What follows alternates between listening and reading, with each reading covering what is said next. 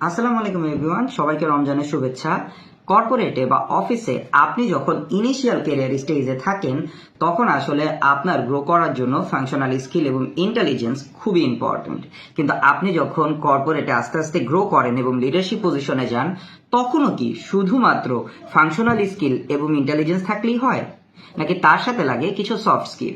আজকে আমরা কথা বলবো এমন একটি সফট স্কিল নিয়ে যা লিডারশিপ রোলে ভালো করার জন্য খুবই ইম্পর্ট্যান্ট। সেই সফট স্কিলটি হলো ইমোশনাল ইন্টেলিজেন্স। এই ভিডিওতে আমরা জানবো ইমোশনাল ইন্টেলিজেন্স কি এবং ইমোশনাল ইন্টেলিজেন্সের কয়টা স্টেপ আছে এবং কোন কোন হ্যাকসে আপনি ইমোশনাল ইন্টেলিজেন্স অ্যাটেন্ড করতে পারেন। তো ইমোশনাল ইন্টেলিজেন্স কি?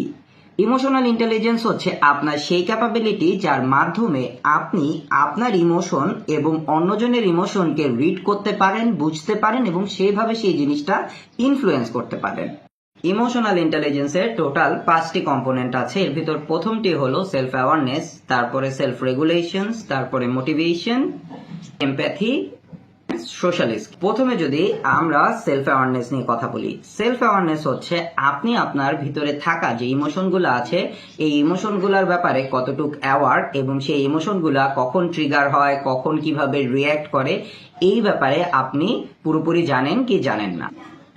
আপনি যদি আপনার ইমোশনের ব্যাপারে ওয়েল ইনফর্ম থাকেন তাহলে সেটা আপনাকে গ্রাউন্ডেড থাকতে হেল্প করে, হাম্বল থাকতে হেল্প করবে এবং সেই সাথে সাথে আপনাকে খুব ওয়েল ইনফর্মড এবং রেশনাল ডিসিশন নিতেও সাহায্য করে। যদি একটা এক্সাম্পল হিসেবে বলি, আপনি যখন একটা হাই ভোল্টেজ মিটিং এ যান অথবা কোনো প্রেজেন্টেশন আপনার আছে, আপনি জানেন আপনি ওই টাইমে খুব স্ট্রেস ফিল করেন, তখন আপনি যদি কিছু হ্যাক ইউজ করে আগেই নিজেকে একটু কাম ডাউন করে নিতে পারেন, ডিপ ব্রিথিং এর মাধ্যমে নিজেকে কাম ডাউন করে নিতে পারেন, তাহলে আপনার সেই ইভোক ইমোশন দ্বারা আপনার টিম সাফার করবে না। এই সেলফ অ্যাওয়ারনেস অ্যাটেন্ড করার 3টি ওয়ে আছে। ফার্স্ট হচ্ছে সেলফ রিফ্লেকশন। সেলফ রিফ্লেকশন হচ্ছে আপনি যখন একটা সিচুয়েশনের মধ্যে থাকবেন বা কোনো একটা ইনসিডেন্টের মধ্যে থাকবেন তখন সেই ইভেন্ট ইনসিডেন্টের পরে আপনার নিজেকে সেলফ অ্যাসেস করা, কোন জায়গায় আপনি কিভাবে রিয়্যাক্ট করেছেন, কোন কথায় কি ধরনের ইমোশন আপনার ইভোক হয়েছে, সেই ব্যাপারগুলা খুঁজে বের করা। আরেকটা ওয়ে হচ্ছে ফিডব্যাক নেওয়া। আপনি আপনার কলিগ কোওয়ার্কারদের কাছ থেকে ফিডব্যাক নিতে পারেন, তাদের কাছ থেকে কনস্ট্রাকটিভলি জানতে পারেন যে কোথায় কোথায় আপনি কি কি ওয়েতে বিহেভ করে থাকেন। এবং থার্ড ওয়ে হচ্ছে আপনার ট্রিগারগুলো সম্পর্কে মাইন্ডফুল থাকা, সো দ্যাট আপনি জানেন কিভাবে আপনার কোন ট্রিগারকে ম্যানেজ করতে হয়। তার পরের ধাপ হলো সেলফ রেগুলেশন। সেলফ রেগুলেশন হচ্ছে আপনি আপনার স্ট্রেসকে, ইমোশনকে কতটুকু কন্ট্রোল করতে পারেন, আপনার ইম্পালস ডিসিশনগুলোকে কতটুকু কন্ট্রোল করতে পারেন এবং চেঞ্জ এনভায়রনমেন্টের সাথে কতটুকু অ্যাডাপ্ট করতে পারেন। এই জিনিসটা অ্যাটেন্ড করতে পারলে প্রেশার সিচুয়েশনে আপনি কাম থাকতে পারবেন এবং রিঅ্যাক্টিভ ডিসিশন নিতে পারবেন। একটা সিচুয়েশন যদি বলি, এই যে আমরা ফিডব্যাকের কথা বললাম, ধরেন আপনি আপনার কলিগ বা কোয়ার্কারের কাছে ফিডব্যাকের জন্য গেলেন এবং ফিডব্যাকের সময় যাওয়ার পরে দেখতে পারলেন যে অনেক বেশি নেগেটিভ ফিডব্যাক আপনার ব্যাপারে আসছে।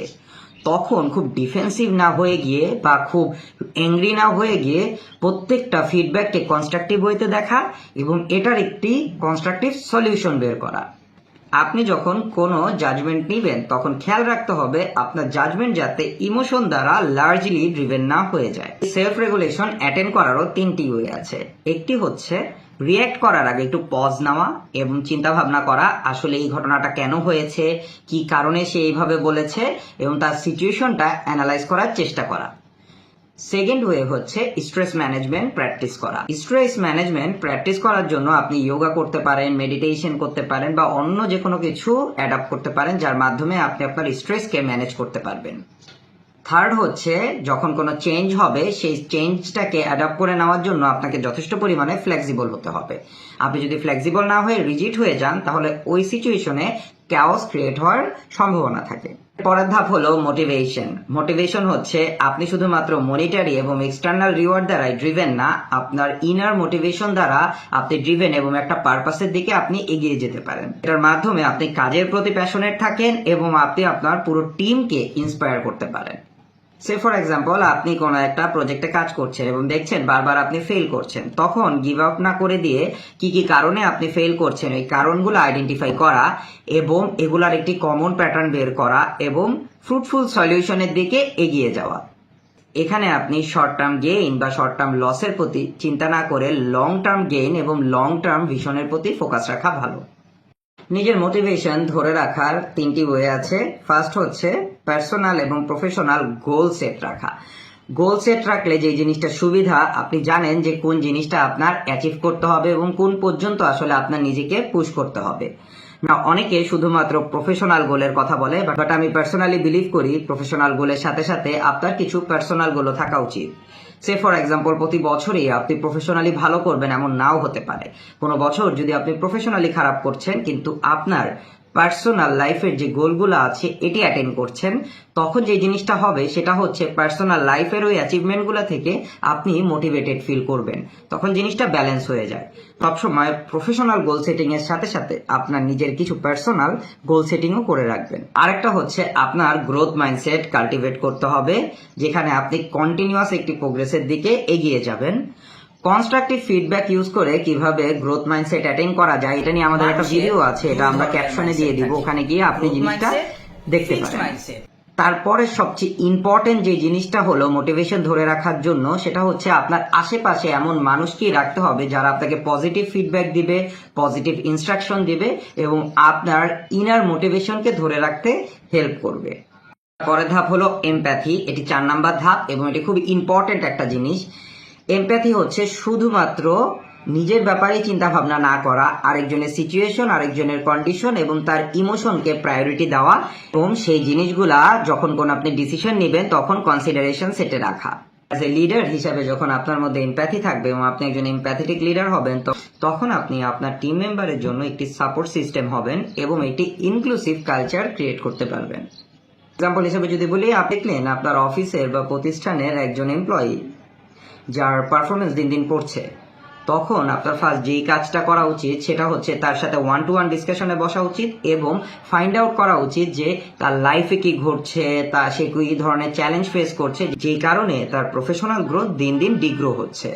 এই জিনিসটা করলে আপনার এমপ্লয়িরাও মোটিভেটেড ফিল করবে এবং তারা একটি গ্রোথ পাথের দিকে এগিয়ে যাবে। এমপ্যাথি অ্যাটেন্ড করার 3টি ওয়ে আছে। একটি হচ্ছে আপনার অ্যাক্টিভ লিসেনিংকে প্র্যাকটিস করতে হবে। আমি যখন অ্যাক্টিভ লিসেনিং বলছি তার মানে হচ্ছে শুধুমাত্র আপনি সেই কারণেই শুনবেন না যে এই জিনিসটা শোনা লাগছে আপনার রেসপন্স করার জন্য, বরং অ্যাক্টিভ লিসেনিং হচ্ছে আপনি আরেকজনের কথা শুনছেন একটি ফ্রুটফুল সলিউশন দেওয়ার জন্য। আপনাকে সাপোর্টিভ এবং ফ্লেক্সিবল হতে হবে সো দ্যাট যে কেউ আসলে আপনার কাছে এসে অ্যাপ্রোচ করতে পারে এবং তাদের প্রবলেমগুলো সম্পর্কে বলতে পারে। পরের ওয়ে হচ্ছে আরেকজনের সিচুয়েশন এবং ইমোশনকে প্রায়োরিটি দেওয়া এবং আরেকজনের কন্ডিশনে নিজেকে রেখে চিন্তা ভাবনা করা যে এই কন্ডিশনে যদি আপনি থাকতেন তাহলে আপনি কি করতেন। এই জিনিসটা করতে পারলে তখন আপনি কনস্ট্রাকটিভ একটা সলিউশন বের করতে পারবেন। Last but not the least, social হচ্ছে সোশ্যাল স্কিল। সোশ্যাল স্কিল বলতে আমাদের মধ্যে একটা মিসকনসেপশন আছে, আমরা সবসময় ভাবি সোশ্যাল স্কিল হচ্ছে একটা মানুষ কত ফানি ওয়েতে একজনের সাথে মিশতে পারছে, কথা বলতে পারছে, কত ভালোভাবে মিশতে পারছে। Social skill is not all about আপনি কতটুকু ভালোভাবে মানুষের সাথে মিশতে পারছেন। সোশ্যাল স্কিলে আপনি কনফ্লিক্ট কত ভালোভাবে ম্যানেজ করতে পারছেন এবং আপনি একটা টিমকে কত সুন্দরভাবে মোটিভেট করতে পারছেন, সেই জিনিসগুলোও ইনক্লুডেড। সোশ্যাল স্কিল অ্যাটেন্ড করা 3টি ওয়ে হচ্ছে আপনার কমিউনিকেশন ইমপ্রুভ করতে হবে, যেই কারণে আপনি বিভিন্ন বই পড়তে পারেন যে বইগুলাতে কমিউনিকেশন হ্যাকস দেয়া থাকে এবং ওখানে বলা থাকে যে আপনি কিভাবে আপনার প্রফেশনাল কমিউনিকেশন এবং পার্সোনাল কমিউনিকেশনকে ইমপ্রুভ করতে পারবেন। কনফ্লিক্ট রেজলিউশন করা শিখতে হবে আপনাকে। একটা সিচুয়েশনে যখন কনফ্লিক্ট অ্যারাইজ হয় তখন আসলে কিভাবে ওই কনফ্লিক্টটা ম্যানেজ করা যায় এবং এমনভাবে কনফ্লিক্টটা হ্যান্ডেল করা যায় সো দ্যাট ইনভলভ সবগুলা পার্টি যাতে আসলে প্রপার জাস্টিস পায়। এবং আপনার একটি স্ট্রং রিলেশনশিপ বিল্ড করতে হবে সো দ্যাট আপনি দিন শেষে একটি ইনক্লুসিভ ওয়ার্ক কালচার ক্রিয়েট করতে পারেন। আপনারা যদি ইমোশনাল ইন্টেলিজেন্স সম্পর্কে আর কিছু জেনে থাকেন প্লিজ আমাদেরকে জানাবেন সো দ্যাট আমরাও এটা থেকে শিখতে পারি। সেই পর্যন্ত মাইন্ডস্ট্রিমের সাথেই থাকুন। Let's live, learn and lead.